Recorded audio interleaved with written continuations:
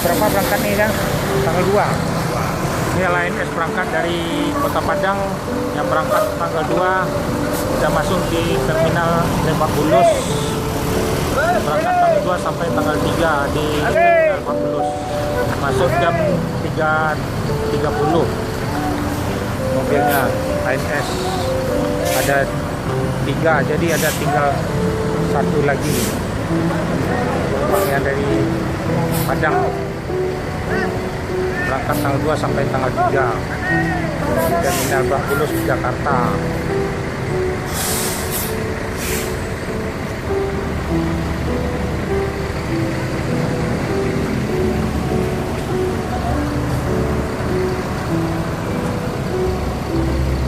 Nanti satu lagi ada menyusul, tinggal 1 lagi, tidak terlambat masuknya.